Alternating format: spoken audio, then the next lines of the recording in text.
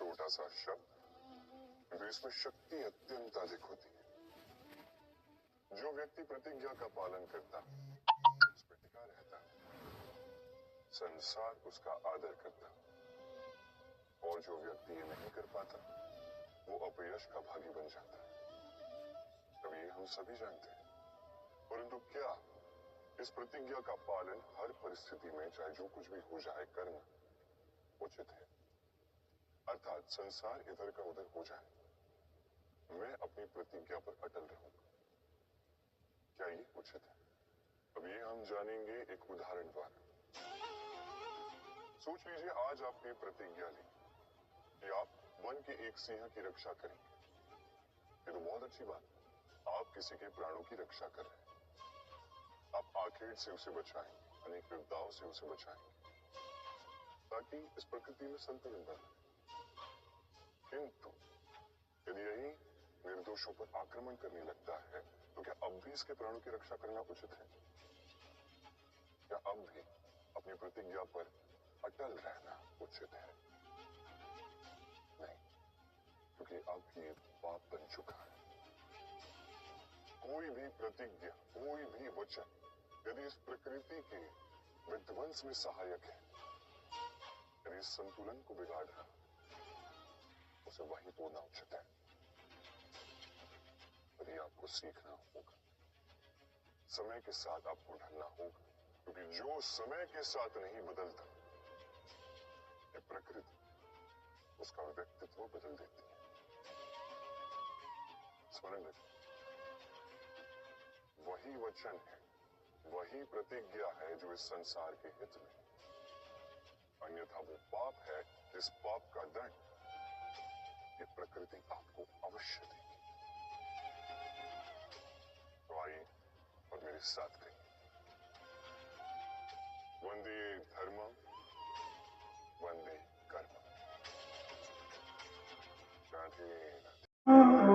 अर्थात भाग जाए, किसी भी परिस्थिति या समस्या से मुख मोड़कर भाग जाए। कई बार हम जीवन में ये करते हैं, कई बार उचित भी, क्योंकि सबसे श्रेष्ठ युद्ध वही होता है जो कभी लड़ा ही नहीं। किंतु यदि आपका पलायन करना यहाँ पाप का पालन पोषण करता है, तो पलायन अनुचित है, यहाँ पे युद्ध करना आवश्यक हो जाता है।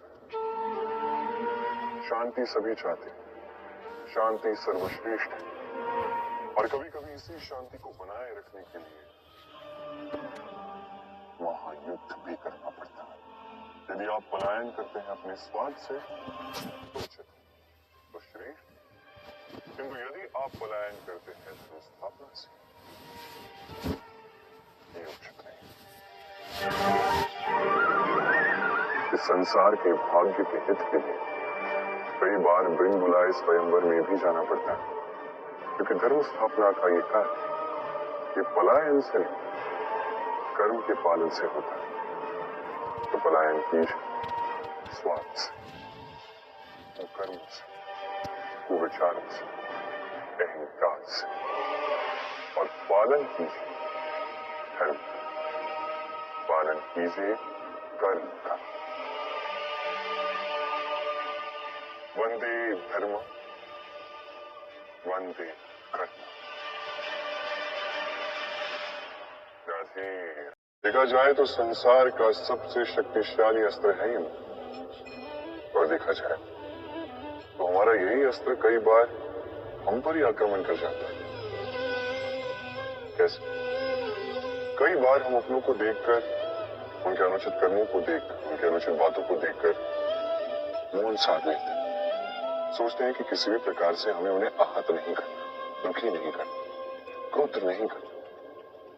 सोचते हैं ये समस्या टल जाए, तो यही तो आरंभ होता है सबसे बड़ी समस्या का।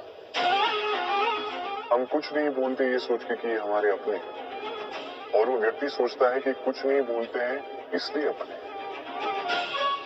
यदि आप सत्य में किसी को अपना मानते ही हैं, तो उसे रोकना सीखें, उसके अनुचित कर्मों पर, उसकी अनुचित बातों पर उसे टोकना सीखें। उसी समय उसे समझाइए वो क्या भूल कर रहा है, और उसे समझाइए उचित मार्ग क्या है, उस मार्ग पर उसे ले जाइए। ये होता है अपनापन।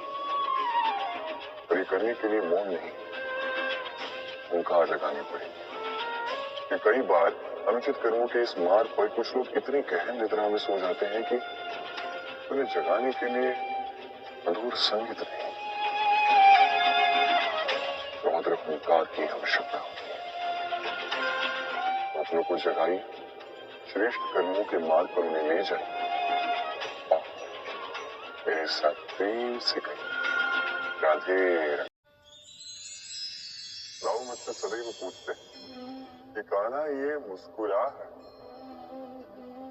कि सदैव तुम्हारे मुख पर क्यों रहती है, कैसे रह पाते? सामने शत्रु को देखते हो फिर भी धीरज नहीं खोते, कोई तुम्हारी निंदा करता है तो उनसे बैर नहीं रखते, कोई तुम्हारे विषय में बुरा सोचता भी है तो उससे कभी घृणा नहीं करते।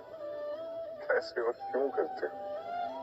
आपके मन में भी ये प्रश्न आता हो। इसका उत्तर बड़ा ही सरल। कभी देखिए गाय के बछड़े को, कैसे वो अपनी माता का दूध पीता है, सुखी रहता है क्योंकि उसे ज्ञात है कि उसकी माता ये दूध रूपी अमृत उसे पिलाती रहेगी। उसे ज्ञात है कि ये समय केवल उसके लिए है कि वो अपनी माता का ये दूध रूपी प्रसाद ग्रहण करता है, और इसलिए वो सुखी रहता है। इसी प्रकार ये जीवन प्रेम ही तो है। कितना छोटा सा जीवन प्रेम करने के लिए कम पड़ जाता है, घृणा करके समय व्यर्थ क्यों करें? मैं यही करता हूं, आप भी यही कीजिए। प्रेम करिए, प्रेम सब में बांटिए और इसी प्रेम के साथ कहिए, राधे राधे।